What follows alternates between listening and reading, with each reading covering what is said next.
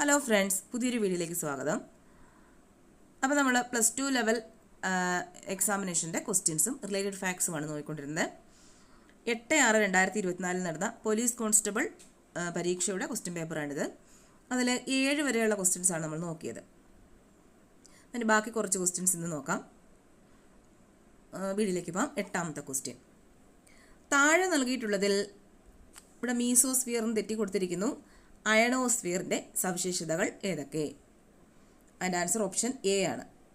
1, 4. വൈദ്യുതി ചാർജുള്ള അയോൺ കണികകളുടെ സാന്നിധ്യമുള്ള പാളിയാണിത്. ഭൂമിയിൽ നിന്നും അയക്കുന്ന റേഡിയോ തരംഗങ്ങളെ പ്രതിഫലിപ്പിച്ച് ഭൂമിയിലേക്ക് തന്നെ തിരിച്ചയക്കുന്നത് ഈ പാളിയാണ്. അപ്പോൾ തെർമോസ്ഫിയറിൻ്റെ താഴ്ന്ന ഭാഗത്തെ പറയുന്ന പേരാണ് അയണോസ്ഫിയർ. തെർമോസ്ഫിയറിൻ്റെ താഴ്ന്ന ഭാഗത്തെയാണ് എന്തെന്ന് പറയുന്നത്? അയണോസ്ഫിയർ എന്ന് വിളിക്കുന്നത്. അന്തരീക്ഷത്തിൻ്റെ ഏകദേശം 80 മുതൽ 400 കിലോമീറ്റർ വരെ ഉയരത്തിൽ അൾട്രാ വയലറ്റ്, എക്സ്റേ തുടങ്ങിയ തീവ്ര സൂര്യരശ്മികൾ വാതക തന്മാത്രകളെ അയോണുകളാക്കി മാറ്റുന്നു.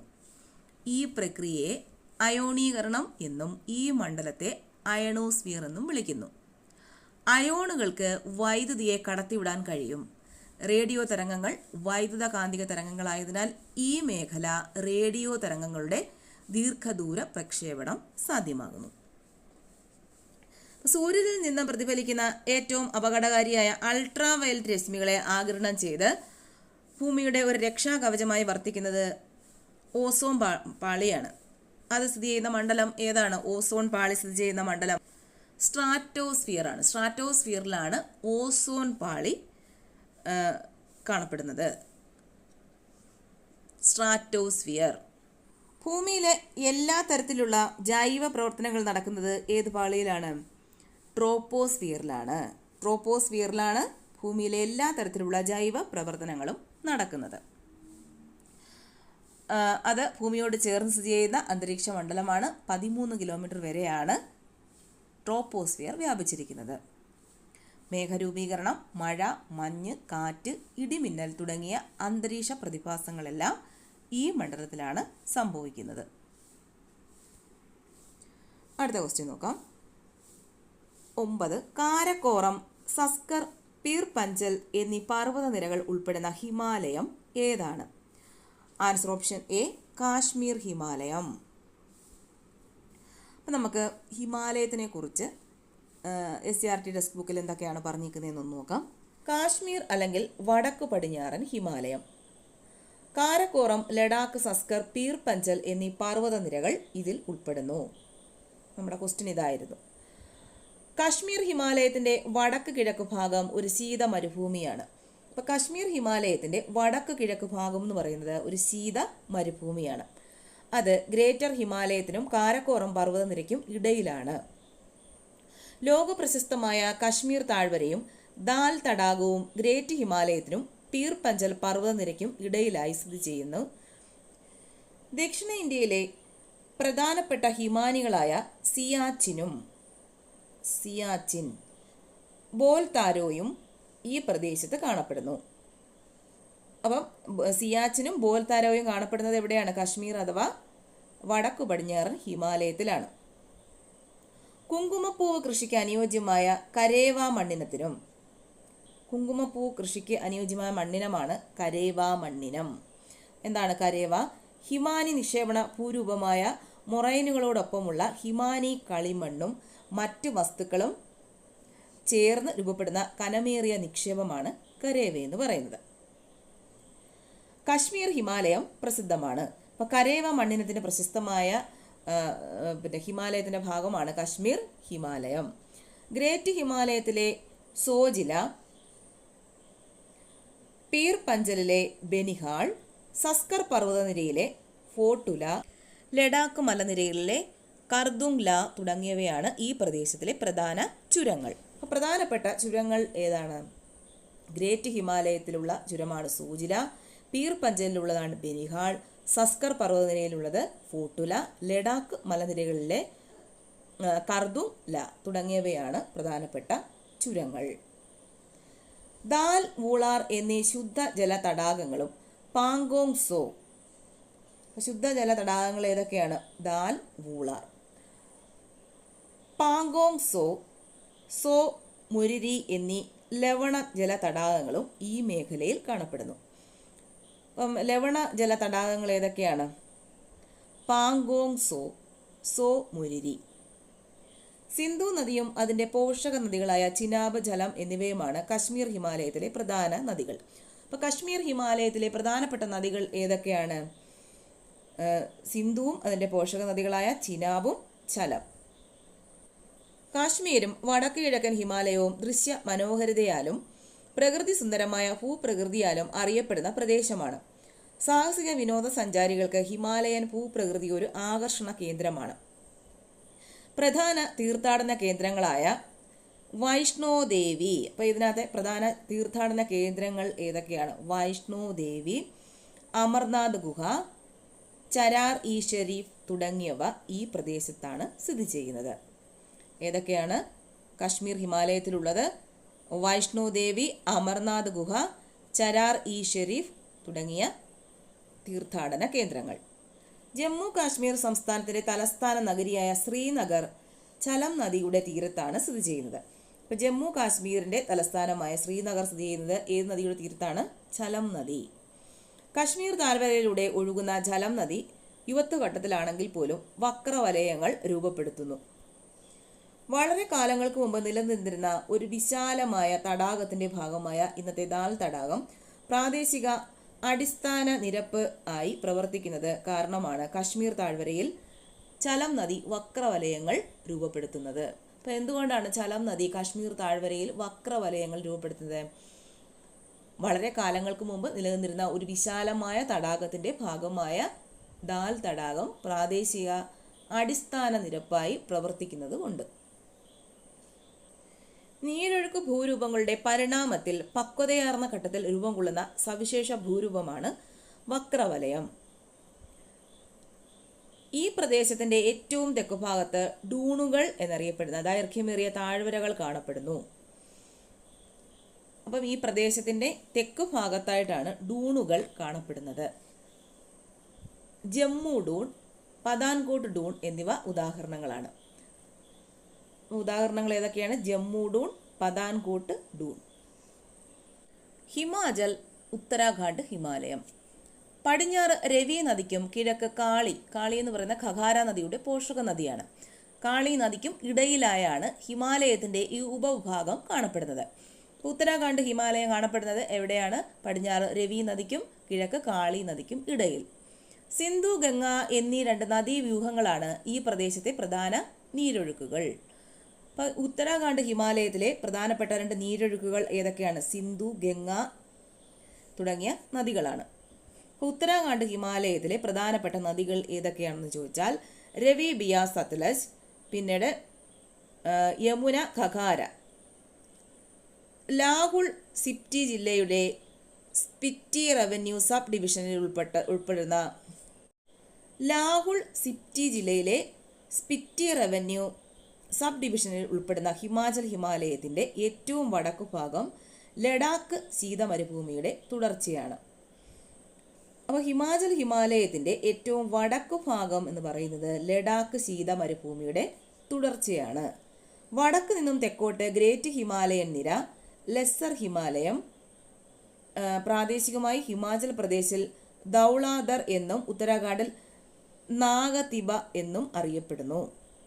ശിവാലിക് നിര എന്നിങ്ങനെയുള്ള ഹിമാലയത്തിൻ്റെ 3 പ്രധാന പർവ്വത നിരകൾ ഈ വിഭാഗത്തിലും വ്യക്തമായി കാണപ്പെടുന്നു.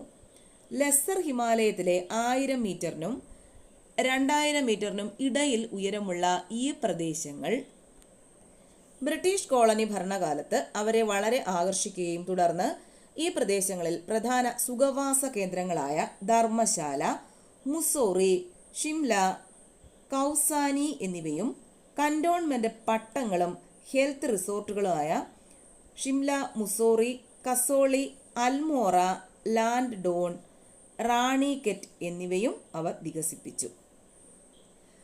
സുഖവാസ കേന്ദ്രങ്ങൾ ഏതൊക്കെയാണ്? ഉത്തരാഖണ്ഡ് ഹിമാലയത്തിൽ കാണപ്പെടുന്ന സുഖവാസ കേന്ദ്രങ്ങൾ ധർമ്മശാല, മുസോറി, ഷിംല, കൗസാനി. ഹെൽത്ത് റിസോർട്ടുകൾ ഏതൊക്കെയാ?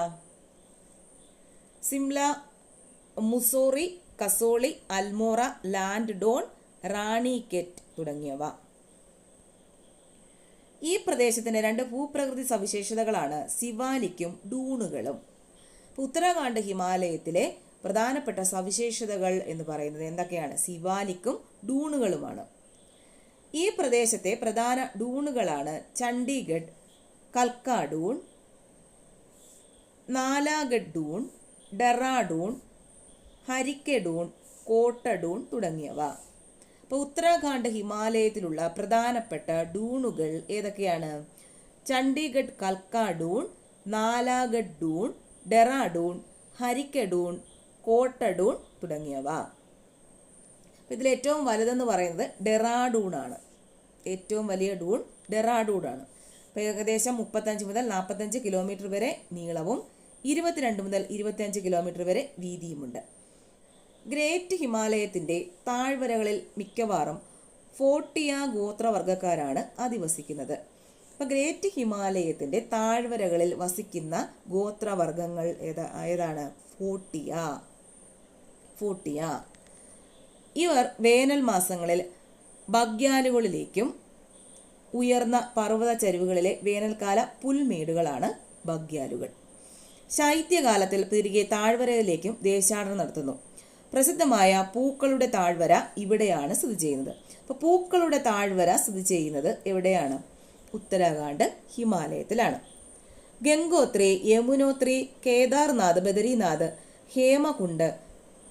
ഹേമകുണ്ട് സാഹിബ് തുടങ്ങിയ തീർത്ഥാടന കേന്ദ്രങ്ങളും ഈ ഹിമാലയ ഭാഗത്തിലാണ് സ്ഥിതി ചെയ്യുന്നത്. ഏതൊക്കെയാണ്? ഗംഗോത്രി, യമുനോത്രി, കേദാർനാഥ്, ബദരീനാഥ്, ഹേമകുണ്ട് സാഹിബ് തുടങ്ങിയ തീർത്ഥാടന കേന്ദ്രങ്ങൾ സ്ഥിതി ചെയ്യുന്നത് എവിടെയാ? ഉത്തരാഖണ്ഡ് ഹിമാലയത്തിലാണ്. ബോക്സിൽ കൊടുത്തിട്ടുണ്ട് ശിവാലിക്. ഡെറാഡൂണിനടുത്ത് സിവാവല എന്ന സ്ഥലത്തും പരിസര പ്രദേശങ്ങളിലും കാണപ്പെടുന്ന ഭൗമസ്തരങ്ങളിൽ നിന്നുമാണ് സിവാലിക് എന്ന പദം രൂപപ്പെട്ടത്. ബ്രിട്ടീഷ് കാലഘട്ടത്തിലെ രാജകീയ സർവേയുടെ ആസ്ഥാനമായിരുന്ന ഡെറാഡൂൺ പിൽക്കാലത്ത് സ്വതന്ത്ര ഇന്ത്യയുടെ സർവ്വ വിഭാഗമായ സർവേ ഓഫ് ഇന്ത്യയുടെ ആസ്ഥാനവുമായി മാറി. ഇനി ഡാർജിലിംഗ് സിക്കിം ഹിമാലയം. പടിഞ്ഞാറ് നേപ്പാൾ ഹിമാലയവും കിഴക്ക് ഭൂട്ടാൻ ഹിമാലയവും അതിരിടുന്ന ഡാർജിലിംഗ് സിക്കിം ഹിമാലയം താരതമ്യേന വിസ്തൃതി കുറഞ്ഞെങ്കിലും ഹിമാലയത്തിന്റെ പ്രധാനമായ ഒരു ഭാഗമാണ്. പടിഞ്ഞാറ് നേപ്പാൾ ഹിമാലയവും കിഴക്ക് ഭൂട്ടാൻ ഹിമാലയവും അതിരിടുന്നതാണ് ഡാർജിലിംഗ് സിക്കിം ഹിമാലയം. ദ്രുതഗതിയിൽ ഒഴുകുന്ന നദികളാൽ അറിയപ്പെടുന്ന ഈ പ്രദേശത്തിൽ കാഞ്ചൻജംഗ പോലെയുള്ള ഉയരമേറിയ കൊടുമുടികളും ആഴമേറിയ താഴ്വരകളുമുണ്ട്. അപ്പോൾ കാഞ്ചൻജംഗയൊക്കെ കാണപ്പെടുന്നത് എവിടെയാണ്? ഡാർജിലിംഗ് സിക്കിം ഹിമാലയത്തിലാണ്. ഈ പ്രദേശത്തിന്റെ ഉയർന്ന ഭാഗങ്ങളിൽ ലെബച്ച ഗോത്രവർഗ്ഗക്കാരാണ് കൂടുതലായും അധിവസിക്കുന്നത്. അപ്പോൾ ഈ പ്രദേശത്തിന്റെ ഉയർന്ന ഭാഗങ്ങളിൽ കാണപ്പെടുന്ന ഗോത്രവർഗ്ഗക്കാർ ആരാണ്? ലെബച്ച എന്ന ഗോത്രവർഗ്ഗക്കാർ കാണപ്പെടുന്നത് എവിടെയാണ്? ഡാർജിലിംഗ് സിക്കിം ഹിമാലയത്തിലാണ്. എന്നാൽ ഇതിന്റെ തെക്ക് ഭാഗങ്ങളിൽ, പ്രത്യേകിച്ചും ഡാർജിലിംഗ് ഹിമാലയത്തിൽ നേപ്പാളികൾ, ബംഗാളികൾ, മധ്യേന്ത്യയിൽ നിന്നുള്ള ഗോത്രവർഗ്ഗക്കാർ തുടങ്ങിയവരുടെ സമ്മിശ്ര ജനസംഖ്യയാണ് ഉള്ളത്. ഭൗതിക പ്രത്യേകതകളായ മിതമായ ചരിവ്, ഉയർന്ന ജൈവാംശമുള്ള മണ്ണിന്റെ ആവരണം, മൃദുവായ ശീതകാലം, വർഷം മുഴുവൻ കൃത്യമായ മഴ ലഭ്യത തുടങ്ങിയ അനുകൂല സാഹചര്യങ്ങൾ പ്രയോജനപ്പെടുത്തി ബ്രിട്ടീഷുകാർ ഇവിടെ തേയിലത്തോട്ടങ്ങൾ സ്ഥാപിച്ചു. എവിടെയാണ്? ഡാർജിലിംഗ് സിക്കിം ഹിമാലയത്തിൽ. ഹിമാലയത്തിന്റെ മറ്റു ഭാഗങ്ങളുമായി താരതമ്യം ചെയ്യുമ്പോൾ ഇവിടെയും അരുണാചൽ ഹിമാലയത്തിന്റെയും ശ്രദ്ധേയമായ പ്രത്യേകതയാണ് ശിവാലിക് സ്തരത്തിന്റെ ആഭാവം. ശിവാലിക്കിന് പകരം ഇവിടെ ദ്വാർ സ്തരങ്ങളാണ് പ്രധാനം. ഇവയും തേയിലത്തോട്ടങ്ങൾ സ്ഥാപിക്കാനായി പ്രയോജനപ്പെടുത്തി. ഡാർജിലിംഗ് സിക്കിം ഹിമാലയങ്ങൾ മനോഹരമായ പ്രകൃതി ദൃശ്യങ്ങൾക്കും സമ്പുഷ്ടമായ സസ്യജാലങ്ങൾക്കും പ്രത്യേകിച്ച് വിവിധതരം ഓർക്കിഡുകൾക്കും പ്രസിദ്ധമാണ്. ഇനി അരുണാചൽ ഹിമാലയത്തിന്റെ പ്രത്യേകതകൾ എന്തൊക്കെയാണെന്ന് നോക്കാം. ഇവ ഭൂട്ടാൻ ഹിമാലയത്തിന് കിഴക്കു മുതൽ കിഴക്ക് ദിഫു ചുരം വരെ വ്യാപിച്ചു കിടക്കുന്നു. പർവ്വതനിര പൊതുവെ തെക്കു പടിഞ്ഞാറ് മുതൽ വടക്ക് ദിശയിലാണ്. കങ്തു, നംജബർവ എന്നിവയാണ് പ്രധാന കൊടുമുടികൾ. അരുണാചൽ ഹിമാലയത്തിലുള്ള പ്രധാനപ്പെട്ട കൊടുമുടികൾ ഏതൊക്കെയാണ്? കങ്തു, നംജബർവ. വടക്കു നിന്നും തെക്കോട്ട് ഇവയെ മുറിച്ചുകൊണ്ടൊഴുകുന്ന വേഗതയേറിയ നദികൾ ഇവയ്ക്ക് കുറുകെ ആഴമേറിയ ഗിരികന്ധരങ്ങൾ സൃഷ്ടിക്കുന്നു.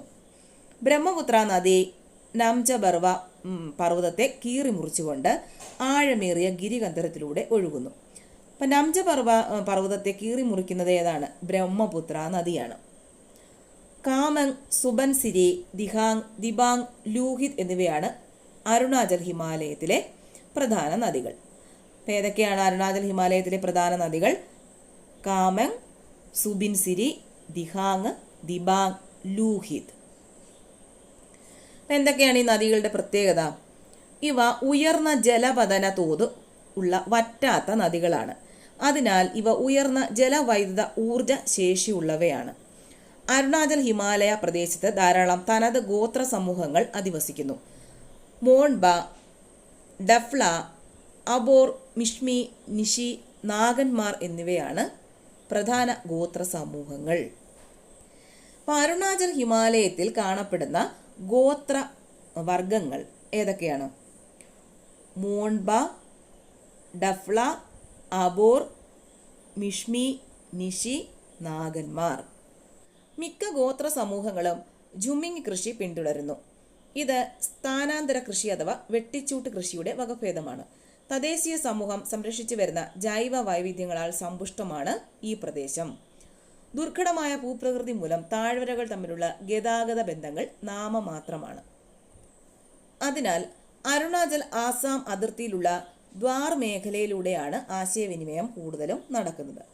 അപ്പോൾ അരുണാചൽ അസാം അതിർത്തിയിലുള്ള ഏത് മേഖലയിലൂടെയാണ്? ദ്വാർ മേഖലയിലൂടെയാണ് ആശയവിനിമയം കൂടുതലും നടക്കുന്നത്. ഇനി കിഴക്കൻ കുന്നുകളും പർവ്വതങ്ങളും. ഹിമാലയ പർവ്വതത്തിൻ്റെ ഭാഗമായ ഇവയുടെ പൊതുവായ ക്രമീകരണം വടക്ക് നിന്ന് തെക്ക് ദിശയിലേക്കാണ്. ഈ കുന്നുകൾ വിവിധ പ്രാദേശിക നാമങ്ങളിൽ അറിയപ്പെടുന്നു. വടക്ക് പട്കായി ബം, നാഗാ കുന്നുകൾ, മണിപ്പൂർ കുന്നുകൾ എന്നും. വടക്ക് അറിയപ്പെടുന്നത് പട്കായി ബം, നാഗാ കുന്നുകൾ, മണിപ്പൂർ കുന്നുകൾ എന്നും. തെക്ക് ഇവ മിസോ അല്ലെങ്കിൽ ലൂഷായി കുന്നുകൾ എന്നും അറിയപ്പെടുന്നു. അപ്പം എന്താ പറയുന്നത്? കിഴക്കൻ കുന്നുകളും പർവ്വതങ്ങളും വിവിധ പ്രാദേശിക നാമങ്ങളിലാണ് അറിയപ്പെടുന്നത്. വടക്ക് അറിയപ്പെടുന്നത് എന്ത് പേരിലാണ്? പട്കായി ബം, നാഗാ കുന്നുകൾ, മണിപ്പൂർ കുന്നുകൾ എന്ന പേരിലും. തെക്ക് ഇവ അറിയപ്പെടുന്നത് എന്താണ്? മിസോ അല്ലെങ്കിൽ ലൂഷായി കുന്നുകൾ എന്ന പേരിലുമാണ് അറിയപ്പെടുന്നത്. ജുമിങ് കൃഷി ചെയ്തു വരുന്ന ധാരാളം ഗോത്ര വിഭാഗങ്ങൾ അധിവസിക്കുന്ന ചെറു കുന്നുകളാണിവ. മിക്ക മലനിരകളെയും അനേകം ചെറുനദികൾ വേർതിരിക്കുന്നു. മണിപ്പൂരിലെയും മിസോറാമിലെയും പ്രധാനപ്പെട്ട ഒരു നദിയാണ് ബരക്. അപ്പോൾ മണിപ്പൂരിലെയും മിസോറാമിലെയും പ്രധാനപ്പെട്ട നദിയുടെ പേരാണ് ബരക് എന്ന് പറയുന്നത്. എല്ലാ വശങ്ങളും മലകളാൽ ചുറ്റപ്പെട്ട വിശാലമായ ലോക്തക് തടാകം മണിപ്പൂരിൻ്റെ ഭൂപ്രകൃതിയെ വ്യത്യസ്തമാക്കുന്നു.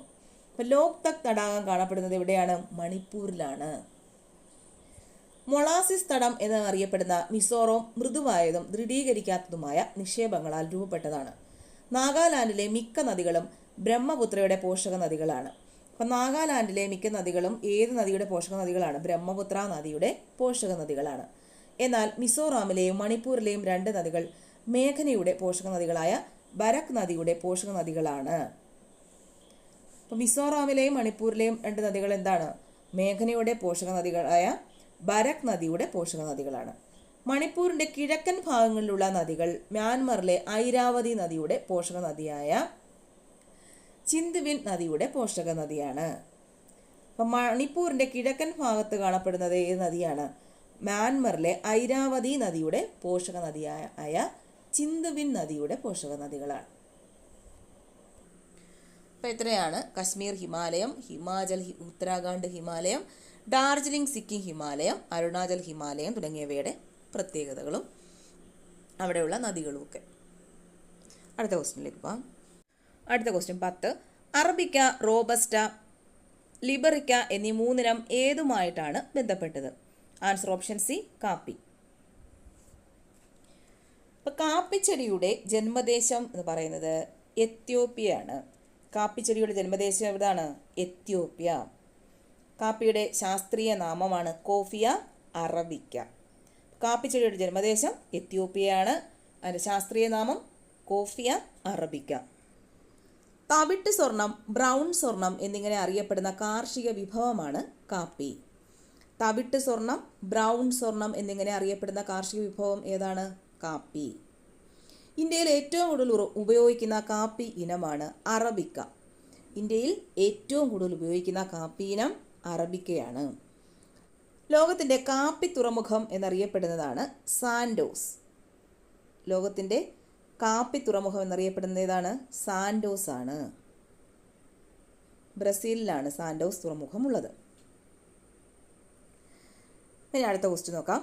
11. ചാലിയാർ നദി ഉത്ഭവിക്കുന്നത് എവിടെ നിന്നാണ്? ആൻസർ ഓപ്ഷൻ ഡി, ഇളമ്പലേരി മല. ബേപ്പൂർ പുഴ എന്നറിയപ്പെടുന്ന പുഴയാണ് ഏത്? ചാലിയാർ. ബേപ്പൂർ പുഴ എന്നറിയപ്പെടുന്നത് ഏതാണ്? ചാലിയാർ പുഴയാണ്. കേരളത്തിലെ നദികളിൽ വലുപ്പത്തിൽ 4ാം സ്ഥാനമുള്ള നദിയാണ് ചാലിയാർ. നിലമ്പൂർ തേക്കിൻ കാട്ടിലൂടെ ഒഴുകുന്ന നദി ചാലിയാർ. ഏതൊക്കെ ജില്ലകളിൽ കൂടിയാണ് ചാലിയാർ നദി ഒഴുകുന്നത്? വയനാട്, കോഴിക്കോട്, മലപ്പുറം. ആനമലയിൽ നിന്ന് ഉത്ഭവിക്കുന്ന നദി ഏതാണ്? ഭാരതപ്പുഴ. ഭാരതപ്പുഴ ഉത്ഭവിക്കുന്നത് ആനമലയിൽ നിന്നാണ്. പുളച്ചിമലയിൽ നിന്ന് ഉത്ഭവിക്കുന്ന നദി പമ്പാ നദി.